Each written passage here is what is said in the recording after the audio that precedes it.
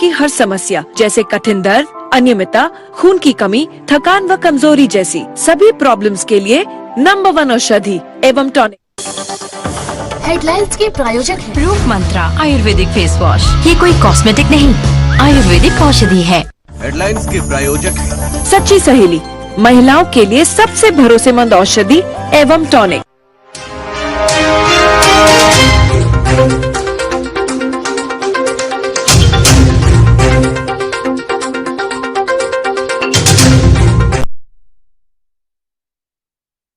वर्णित तत्वदर्शी कौन है? इन सभी प्रश्नों के उत्तर जानने के लिए अवश्य सुनिए जगत गुरु तत्वदर्शी संत रामपाल जी महाराज के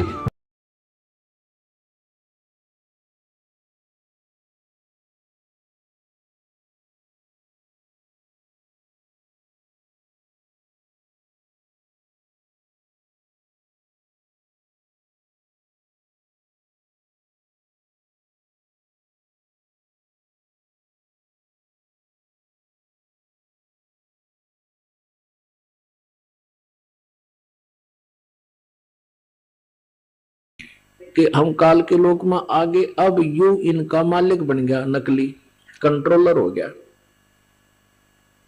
हमारे एक दूसरे के साथ संस्कार जुड़े हुए हैं। उन संस्कार वश ही हम कभी पिता के रूप में जन्म लेते हैं और कभी फिर पुत्र के रूप में जन्म लेते हैं। उसी पिता के, उसी पुत्र के, जैसे हम पहले पिता थे और फिर किसी जन्म में वो पिता हमारा पुत्र होता है, हम उसके पिता होते हैं। और कभी हम पिता थे तो पुत्र हमारा पिता होता है। तो ये संस्कार ऐसे हमारे इस काल के लोक में फंसे हुए हैं।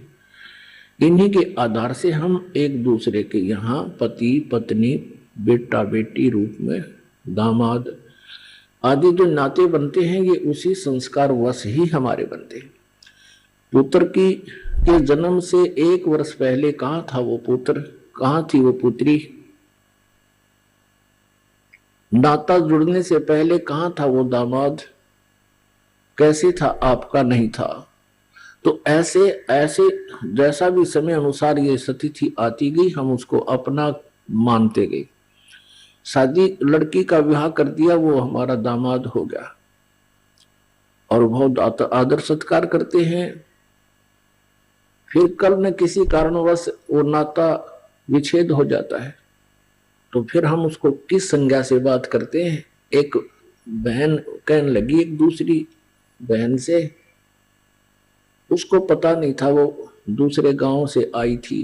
जैसे गांव की लड़की दूसरी गांव में विवाह रखी हो, उसको इतना पता था कि इनकी लड़की का विवाह हो गया, लेकिन उसके विच्छेद का पता नहीं था कि वो तलाक हो चुकी है।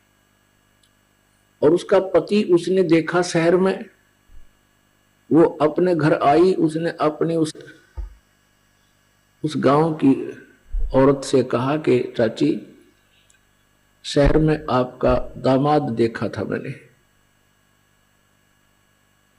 पहले तो वो उसको बेटा बेटा करती थी, फिर कहती है मेरा लगता ना साला। वो तेरा गजब हुई है, पहले तो बेटा था, ये मेरा लगता ना साला। उसने हमारी लड़की छोड़ दी। तो हमारे ऐसे नाते हैं, अस्थायी जोड़ जुगाड़ है। तो ऐसे ही हमारे बेटा और बेटी माता पिता के नाते हैं। तो ये जो नाता हमारा जुड़ गया, इसको निभाएंगे हम। जैसे विवाह कर दिया बेटी का, तो वो दामाद है तो दामाद है ही है, हर नियम का पालन करते हुए, हर तरह उसको हर व्यवहार से खरा रहे उस नाते में। तो इसी प्रकार हम जब तक पिता पुत्र बेटा बेटी का हम रोल कर रहे हैं, तो वो तो हमने सही करना पड़ेगा। ये भी इस भक्ति मार्ग का एक प्रथम नियम है कि कफर तोड़े बणिज व्यवहार में। हमने व्यवहार में भी खरा रहना है और बिजनेस के अंदर भी, लेन देन में किसी के साथ चीटिंग नहीं करनी। हम साधु नहीं रहेंगे। तो जब तक हम यहाँ हैं तो हम इनके एक हमारा ग्रुप है, परिवार है। लेकिन ये याद रखे कि कल मृत्यु होगी तो ना मैं इनका और ना ये आपके। अपने अपने संस्कारवश कोई कहीं जन्म लेगा, कोई कहीं जन्म लेगा। अब ये ज्ञान जो है ये सच्चाई है, और आप इतने बालक हो, आप इतने बच्चे हो। अभी बालक बच्चों का तात्पर्य कि आपको ये ज्ञान नहीं है, अध्यात्म ज्ञान नहीं है, तब तक आप ये इस दास के ज्ञान को सुन भी रहे हो और आप इसको नकार भी नहीं सकते, क्योंकि आपके गुरु जी कह रहे हैं। क्योंकि गुरु जो ज्ञान देते हैं वो गलत शेष नहीं मान सकते। तो आपकी स्थिति अभी ऐसी है जैसे छोटा बच्चा होता है और पिताजी कहीं कोई कार्य कर रहा है और वो पेन रखा है कहीं पर, उठा के वो बच्चा कहता है, पिताजी, पापा, ये क्या है? वो कहता है, पेन है बेटा, पेन। वो कहता है, पेन पेन पेन है ये। वो लड़का उसको समझ नहीं पा रहा है, इसलिए यानी प्रश्नवाचक शब्द बोल रहा है। वो करता करता उसको रख ही जाता है। अब वो ये समझ भी नहीं पा रहा कि ये पेन है, और नकार इसलिए नहीं कर रहा कि पिताजी कह रहा है। और जब वो बच्चा बड़ा हो जाता है, उसकी बुद्धि भी मैच्योर हो जाती है, युवा हो जाती है, फिर उसको कहते हैं कि बेटा वो पेन ला, उठा के वो दौड़ा जाता है और पेन उठा के पिता को दे देता है। तो आज आपकी स्थिति लाठी इस ज्ञान को जो राहुल गांधी को मूंगा में को समझने में बयान देना चाहिए। तो वहीं पंजाब के मुख्यमंत्री से SYL का पानी देने को बात कही। उन्होंने कहा कि हरियाणा की खेती पंजाब से बहुत आगे है। हरियाणा कांग्रेस के लोगों को घेरते हुए उन्होंने आगे कहा कि मूंगा में किसानों पर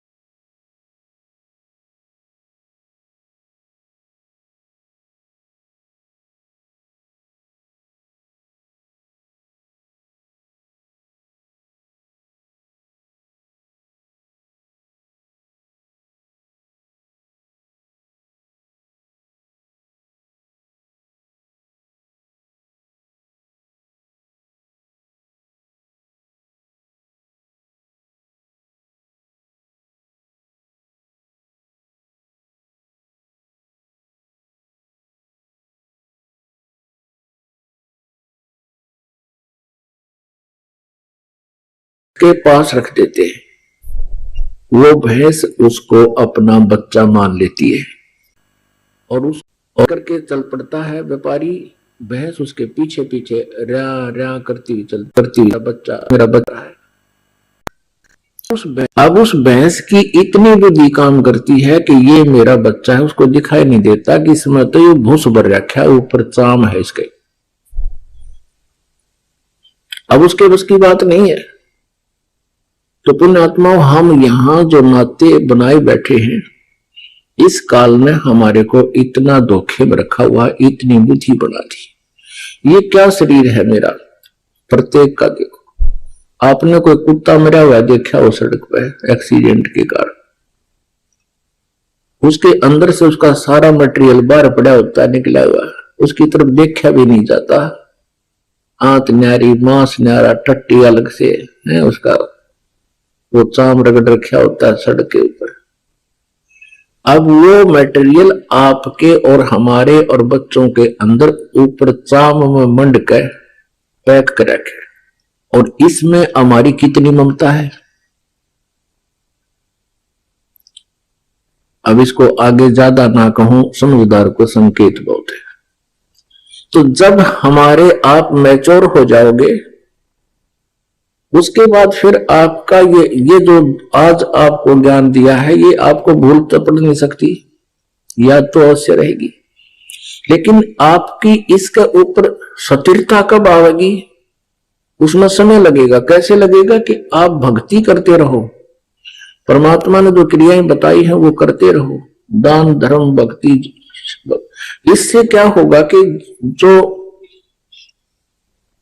इस गुणों का प्रेशर इतना है ये धीरे धीरे कम हो जाएगा, हमारे अंदर भक्ति का प्रेशर बढ़ जाएगा और फिर बुद्धि को वो प्रेशर स्थिर करने लग जाएगा। और एक समय ऐसा आएगा कि आपको ये सभी ऐसा नजर आएगा कि हम सचमुच गलत स्थान पर रह रहे हैं।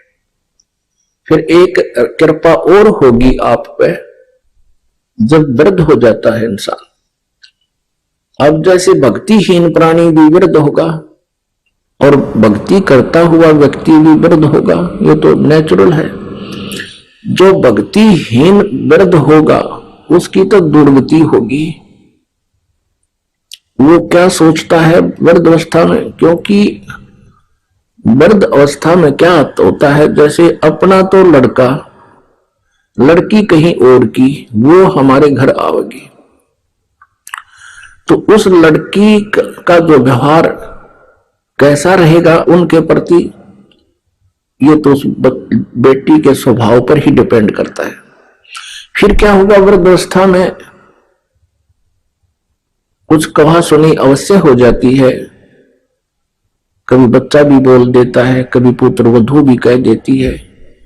तो फिर क्या याद आते हैं भक्तिहीन प्राणी का उस माता और पिता को, एकांत में बैठ कर रोते हैं कि देखो हमने इनको ऐसे पाला पोसा, इनकी कितनी हमने सेवा की है और देखो कितनी मेहनत से इनको पाला, आज हमें क्या सुनने को मिल रही है। वृद्धावस्था में क्या होता है कि बुढ़ा आदमी अपने अनुभव को अपने बच्चों को बताने की चेष्टा करता है, कोशिश बालक ऐसे ही करे।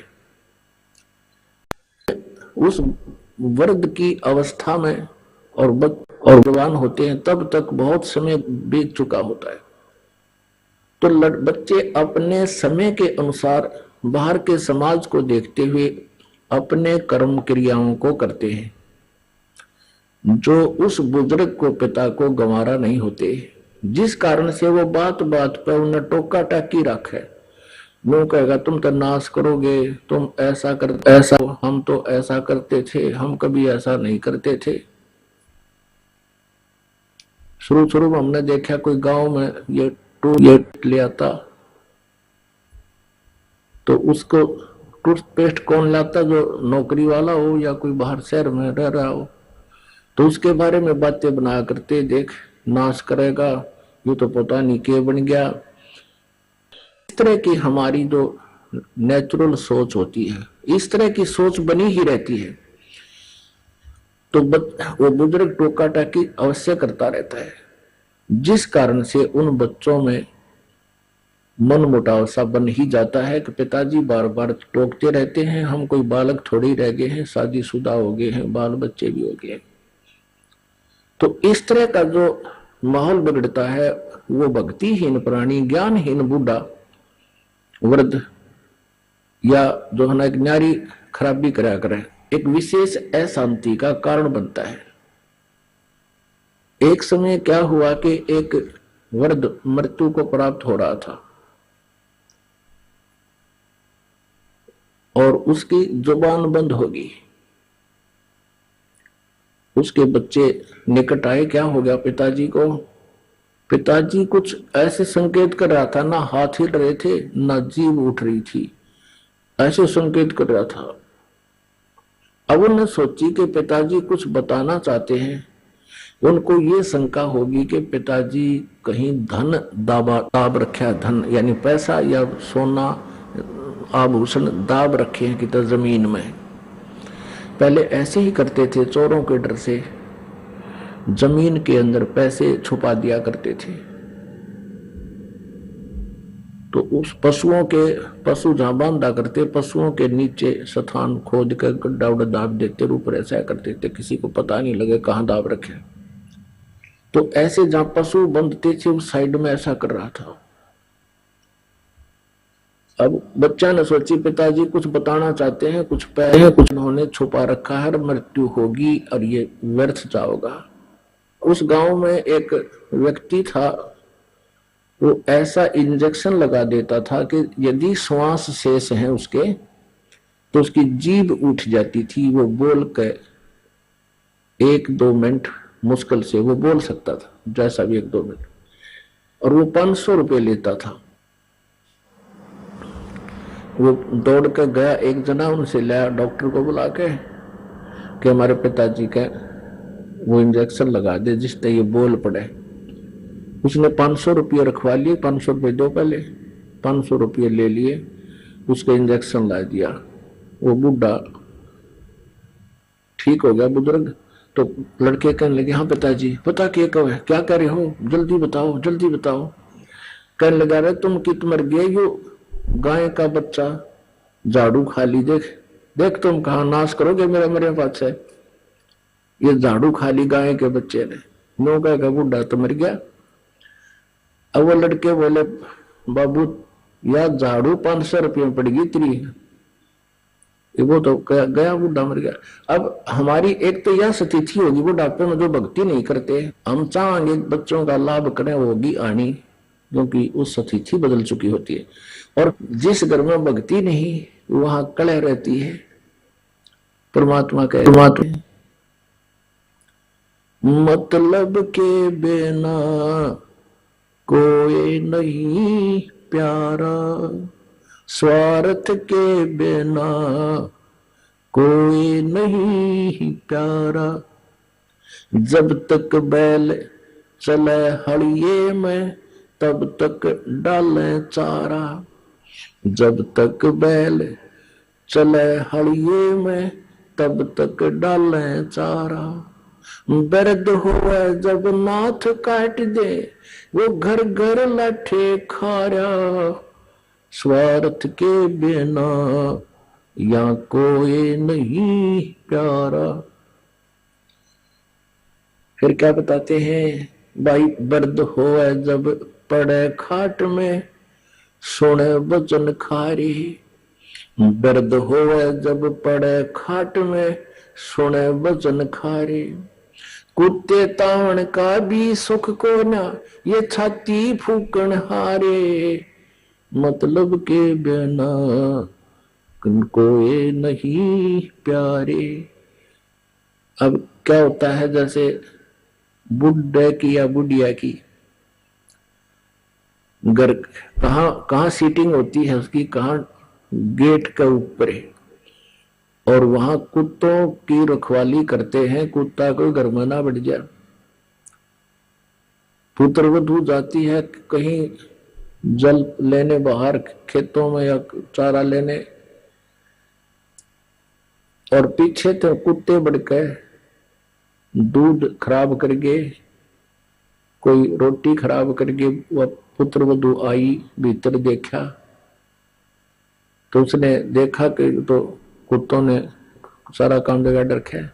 तो फिर बुढ़िया पे गुस्सा उतरा करे, अब तुमने मेरी छाती फूक दी, मेरा लहू सुखा दिया, तुम्हारा इतना सुख भी को नहीं, तुम कुत्ते ता दो, कुत्तों को हटा दो। कहते कुत्ते ता उनका भी सुख को ना, तुम छाती फूकना रे। अब फिर वो बुढ़ा बुढ़िया रो अकेले, उस पुत्र वधू का तो बोल रहे कोई ना, अगर बोलोगे तो शाम में रोटी भी ना मिल रही। फिर रोते हैं, देख हमने इनके लिए कितना किया, के सोची थी बेटे ने ब्याह होंगे, हमने सुख होगा, ये होगा, देख आज इसने छाती फूक दी, मारी को ऐसे मेरी फूक दी। तो पुण्यात्माओं, ये बेट नेचुरल है, या रो चाहे कोई राजी रहो, इस काल ने हमें इस प्रकार परेशान कर रखा और ऐसे ही रहेंगे।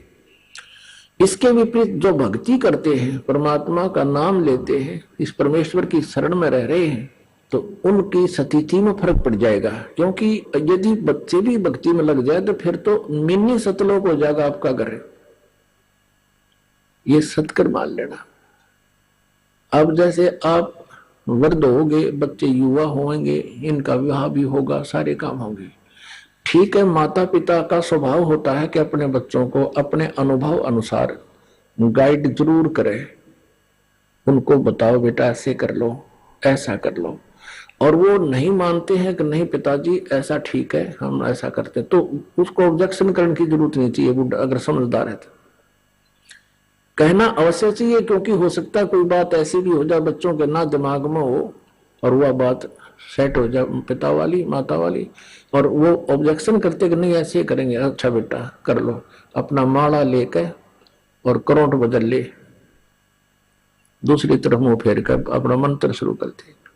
और फिर क्या होगा कि परमात्मा की कृपा से भक्ति करने से पहले तो आपका शरीर ठीक रहेगा बुढ़ापे में, क्योंकि सारी उम्र के किए हुए पुण्य और पाप साथ तो रहते हैं युगों युगों के, तो वो बुढ़ापे में आकर फिर अपना सारा प्रभाव दिखा देते हैं।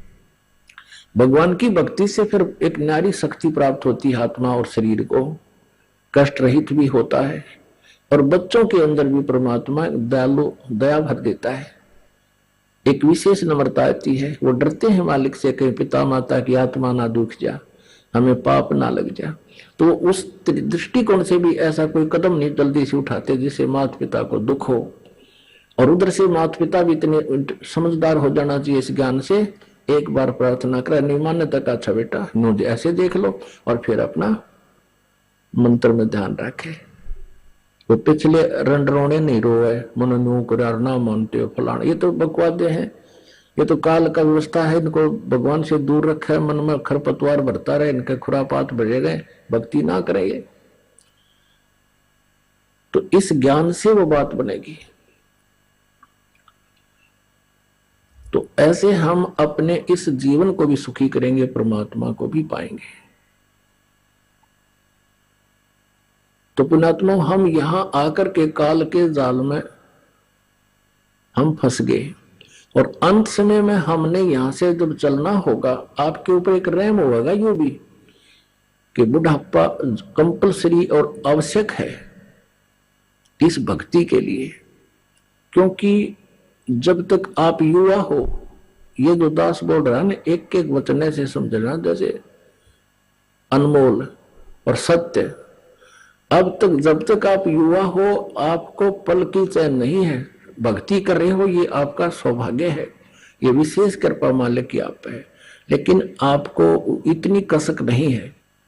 और जो कि तो आप ये काम अपनी क्रिया करते हुए भक्ति करते हुए वृद्ध भी होगे, और वृद्ध होकर के फिर आपका शरीर भी शिथिल होगा, आपके शरीर में भी कोई छोटा मोटा ठूठा बनी रहेगी, कोई कष्ट आ गया, कभी जाड़ पड़वानी, कभी आंखें दिखना बंद हो जाए, नोडर रहेगा, ये भगवान का जानदा हो जाऊं, ये मालिक क्या, तो दोनों भगवान याद होगा। और फिर आपको ये वचन जो आज दास बोल रहा है, ये उस समय सारे ऐसे हो जाएंगे जैसे रजिस्ट्री कराए पाछो पक्का काम हो जाता है। आपको ऐसे दिखेंगे कति सच्ची कहे थे उस दिन, वो तब सेट होगी आपको यह बात। और जो आज वृद्ध हो चुके हैं, भक्ति कर रहे हैं, उनके लिए तो ये आज जो प्रमाण हो जाएगा सचमुच ऐसा ही है, और वो और नहीं भक्ति करा करेंगे। तो इसलिए परमात्मा कहते हैं कि वृद्ध अवस्था आप में भी आवेगी, लेकिन उन भक्तिहीन प्राणियों वाली नहीं आवेगी, क्योंकि जो भक्तिहीन प्राणी है, ज्ञान नहीं मिला जिनको, वो सारा दिन उल्टे काम करे।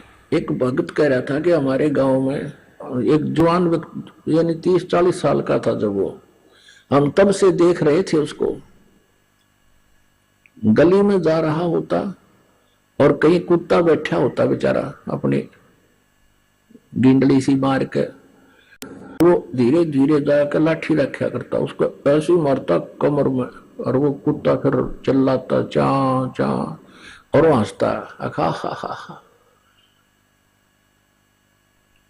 उसने तो वो कर्म फोड़ने थे अपने, फोड़ लिए, कहते लिए कर दो ना, जो है न्यो रोया करता जैसे तो कुत्ते रोया करते ना, जिनको लठ मारा करता बे, मतलब ऐसे रो रो का मेरा साल भर भुगत के, अन्यो भी तो रो जैसे वास्तव में कुत्ता रो रहा हो। तो पुण्यात्माओं, परमात्मा कहते हैं, मन तू पावेगा अपना किया रे, भोगेगा अपनों किया रे। मन तो पावेगा अपना किया रे, भोगेगा अपना किया रे। अब जो भक्ति करते हैं उनके विषय में बताते हैं, भाई मीरा बाई को मारन लगे जहर का प्याला प्यारे, मीरा बाई को मारन लगे जहर का प्याला प्यारे, पीवत ही अमृत हो लगा, हो गए सर्द ही और मन तू पावेगा अपना किया रे, भोगेगा अपना किया रे, मन तू पावेगा अपना किया रे, भोगेगा अपना किया रे। 33 करोड़ यज्ञ में आए 88 सारे, 33 करोड़ यज्ञ में आए 88 सारे, 12 कोट वेद के वक्ता, वहां सुपच का शंख बजा रे, मन तू पावेगा अपना किया रे, भोगेगा अपना किया रे, मन तू पावेगा अपना किया रे, भोगेगा अपना किया रे। प्रहलाद पैज परवान करी है, धर नरसिंह अवतारे, प्रहलाद पैज परवान करी है, धर नरसिंह अवतारे। अब परमात्मा में ये याद दिलाना चाहते हैं कि भाई जो भक्ति करोगे, आपके ऊपर कोई आपत्ति आवेगी तो भगवान ऐसे मदद करेगा, जैसे मीराबाई को मारने के लिए उसको विष का प्याला उसके देवर ने पिला दिया और वो पीगी मालिक को याद करके, वो मरी नहीं। और कुछ हम देखते हैं किसी को इंजेक्शन लगा दिया, इंजेक्शन रिएक्शन हो गया और उसकी मृत्यु होगी। ये जो धन धन सतगुरु सच्चा सौदा सिरसा वालों का जो परम धनी था, वहां का जो प्रवर्तक है वो राधा स्वामी पंथ से निकला हुआ था और उसका नाम श्री खेमामल जी, उसको बलोचिस्तानी शाह मस्ताना कहा करते, शाह मस्ताना जी, क्योंकि पिछले पुण्यकर्मी प्राणी थे। उन पिछले पुण्यों के कारण ही प्राणी कोई राजनेता बनता है, पिछले ही भक्ति शक्ति से ही कोई साधु संत बनता है जो धार्मिक नेता बनता है, और वो दोनों ही अपने पुण्यों को नष्ट कर जाते हैं। अंत में उनकी दुर्गति होती है जब तक सत भक्ति उनको नहीं मिलती। जैसे कोई बैटरी चार्ज है इन्वर्टर की, और अब वर्तमान में चार्जर है नहीं, चार्ज पहले कर चुके हैं, अब वर्तमान में चार्जर भी नहीं लगा रखा है तो उससे पंखे भी चल रहे हैं, क्योंकि वो पहले की चार्ज है, उसमें पावर स्टोर्ड है, स्टोर कर रखी है। जब तक वो उसकी चार्जिंग ठीक रहेगी, वह शक्ति जितनी उसमें स्टोर है वह काम करेगी, तो वो ठीक चलती रहेगी। पंखे भी चल रहे हैं, कूलर भी चल रहा है और ट्यूब भी जग रही है, नो प्रॉब्लम। और फिर एकदम जब उसका अंत होगा, डिस्चार्ज हो जाएगी वह बैटरी, फिर देखना सारी प्रॉब्लम। तो जब तक इन तुम पिछले जन्म जन्मांतर में कभी साधना की हुई वो बैटरी चार्जड है, स्टोर है आपके पास वो भक्ति शक्ति, तब तक तो आप कुछ भी, कार भी हो जाएगी, कोठी भी होगी, बिजनेस भी होंगे, फैक्ट्रियां भी होंगी, राजा भी बन जाओगे, मंत्री मुख्यमंत्री प्रधानमंत्री भी बन जाओगे, नो प्रॉब्लम। लेकिन फिर होगी जबरदस्त प्रॉब्लम। कैसे होगी कि आपने चार्जर नहीं लगा रखा, वो बैटरी जब तक चार्ज है, पिछले पुण्य आपके साथ है, वो चलेगी और फिर एकदम डिस्चार्ज होगी। एक उदाहरण है कि अपने देश के राष्ट्रपति श्री ज्ञानी जैल सिंह जी, अब उनका जीवन देखो कितना अच्छा रहा। पहले पंजाब के मुख्यमंत्री बने, फिर और भी कोई मंत्री पद पर सेंटर में रहे, फिर वो राष्ट्रपति बन गए। अंत में फिर क्या हुआ कि उनका दुर्घटना होगी जब वो राष्ट्रपति पद पर नहीं थे, और दुर्घटना से उनको बॉडी में काफी डैमेज हो गया। वो मरे गए उसी दुर्घटना में, साल 6 महीना भुगत गए, फिर ऋणी रस बात आई नहीं। और आगे क्या होगा वो भगवान का विधान बताता है। फिर गधे के साथ कैसा सलूक होता है आपको पता ही है, ये तो गना एक्सप्लेन करने की जरूरत नहीं। कहते माटी लगा को मार के और चरने के लिए भी बाहर जाता है, उसको वहां चारा भी नहीं मिलता। फिर तो पुण्यात्माओं, यहाँ यही बताना चाहते हैं परमात्मा हमारे को कि तुम इन जो गाइडलाइन तुम्हें बताई जा रही है इनको हृदय में जमा के और इनसे बाहर ना जाना, इनको भूल मत करना। फिर क्या बताते हैं कि जो भक्ति करते हैं कि उनको कैसे सुख होता है, जो भक्ति नहीं करते हैं उनकी क्या दुर्गति होती है। पुण्यात्मा, आप साधना कर रहे हो, वो बच्चा, वो व्यक्ति चाहे कितना गरीब है, मजदूर है, चाहे रिक्शा चला के अपना गुजारा कर रहा है, और लेकिन यह भक्ति सत कर रहा है, सच भक्ति कर रहा है, जो सच्ची इस दास के पास है, तो वो आज यहाँ पूरे पृथ्वी का भी कोई राज्य उसको प्राप्त हो जाए, किसी अन्य व्यक्ति को पृथ्वी का भी अगर पूरा शासन, पूरी पृथ्वी का वो चक्रवर्ती राजा भी हो, तो उस रिक्शा चलाने वाले भगत का पासिंग भी कोनी। उसकी तुलना में वो जैसे नथिंग है, क्योंकि वो अपनी पिछली पूंजी को नाश कर रहा है, पिछले पुनों को, पिछले धन को बर्बाद कर रहा है, खो और खिंडा रहा है। जो रिक्शा चलाने वाला या मजदूर व्यक्ति या कोई भी है, चाहे सेठ हो, राजा भी भक्ति करता है तो वो भी अच्छा है।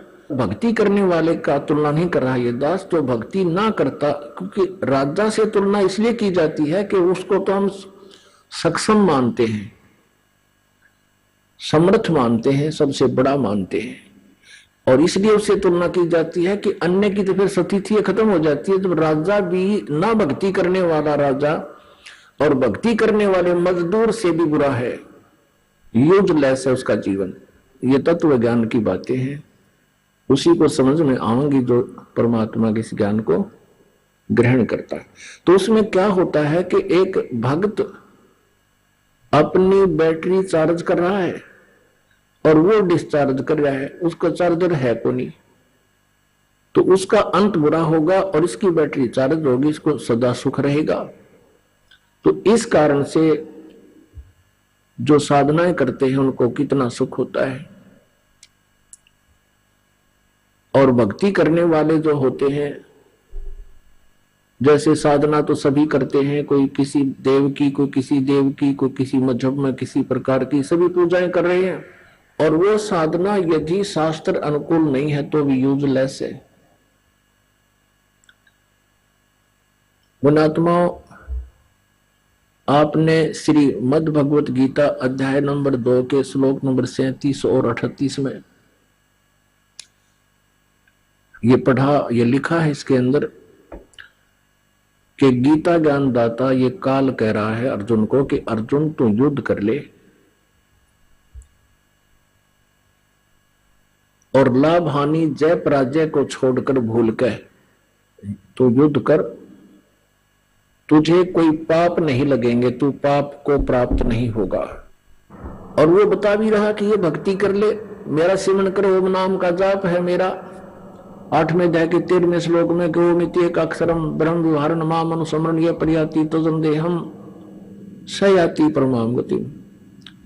गीता ज्ञान दाता ब्रह्म श्री कृष्ण जी में बोल रहा है प्रवेश करके, वो कहता है कि मुझ ब्रह्म का ओनली एक अक्षर ओम है, नथिंग एल्स। अपनात्मा जो गीता जी को पढ़ते हैं, गीता जी का नित्य पाठ करते हैं और गीता जी को श्रद्धार्य बताते हैं, और वो जाप जपते हरे राम हरे कृष्ण कृष्ण कृष्ण हरे हरे राधे श्याम, ये यूजलेस मंत्र है, शास्त्र विधि को त्याग के ये मनमाना आचरण है इनका, ये व्यर्थ है। और कोई तीर्थों पे जाते हैं, कोई व्रत रखते हैं, कोई अन्य साधना एकादशी का व्रत करते, जो गीता जी में वर्णन नहीं है जिन साधनाओं का, वो शास्त्र विधि त्याग का मनमाना आचरण है, वो यूजलेस है। गीता जी अध्याय नंबर 16 के श्लोक नंबर 23 में कहा कि शास्त्र विधि को त्याग कर जो मनमाना आचरण करते हैं उनको न तो सुख होता है, न गति होती है, और न ही उनको कोई सिद्धि प्राप्त होती है। यूजलेस। इसलिए कहा कि अर्जुन इससे तेरे लिए 24वें श्लोक में 16वें अध्याय गीता जी में, इससे तेरे लिए शास्त्र ही प्रमाण है। कर्तव्य और अकर्तव्य की अवस्था में शास्त्री प्रमाण है, और उनको जानकर तू भक्ति वैसे ही कर। किसी के लोक वेद दंत कथा के आधार से मत साधना करना, वो यूजलेस होगी। अब श्री कृष्ण के अंदर यू काल बोल रहा था। इस काल के निकल जाने के बाद श्री कृष्ण जी को पता नहीं गीता में बोला क्या था। अब आप श्री कृष्ण जी के इतिहास में देखिएगा, शिव पुराण में लिखा है कि एक बार श्री कृष्ण जी ने पुत्र प्राप्ति के लिए घोर तप किया। ये तप गीता में लिखा कहीं? इसे भी सिद्ध होता है गीता जी का ज्ञान नहीं था श्री कृष्ण जी को। तो ऐसे ही ये काल ने गीता वाला ज्ञान दिया, दो प्रकार से दिया है। एक तो ये कहता है गीता ज्ञान दाता कि ये तो मेरा मत है, जो उसका मत है वो तो उसके सत्र का ज्ञान है, और जो अन्य ज्ञान गीता जी में है वो वेद ज्ञान है। और वेद दिया है किसने? पूर्ण परमात्मा परम अक्षर ने, श्री पूर्ण परमात्मा ने दिया इस काल ज्योति निरंजन के अंतःकरण में, और उसके कंप्यूटर में फीड कर दिया। उससे जो उसने निकाला एज ए वेद, वो तो एज इट इज निकाल दिया वेद, तो उसने कोई मिलावट नहीं की। अब वेदों का ज्ञान उसने भी समझा। आगे फिर गीता में ज्ञान जो है उसने युद्ध कराने के लिए कहा, उसमें वेद ज्ञान तो भक्ति का बता दिया और अपना मत बता दिया यहाँ उड़ जाने और युद्ध कराने के लिए। तो उसने कहा कि तू दूसरे अध्याय के 37वें श्लोक में 38 में कि तू युद्ध कर ले लाभ हानि की को छोड़ के, तो पाप को प्राप्त नहीं होगा। और युद्ध में मारा गया तो स्वर्ग में जाएगा, और जीत गया तो पृथ्वी का राज भोगेगा। तेरे दोनों हाथों में लड्डू। पुण्यात्माओं सर्वविदित है, जिन्होंने इतिहास पढ़े हैं, ये अपने ग्रंथ पढ़े हैं, महाभारत पढ़ा है। जब युधिष्ठिर जी गद्दी पर बैठा दिए गए, महाभारत का युद्ध हो चुका था, कौरवों का नाश हो गया, वो हार गए, पांडव विजयी हुए, युधिष्ठिर गद्दी पर बैठा दिया। और युधिष्ठिर जी को बहुत भयंकर सपने आने लग गए। श्री कृष्ण जी पांडवों के धार्मिक गुरु थे, आध्यात्मिक गुरु थे। श्री कृष्ण जी के पास गए, उनसे कारण पूछा कि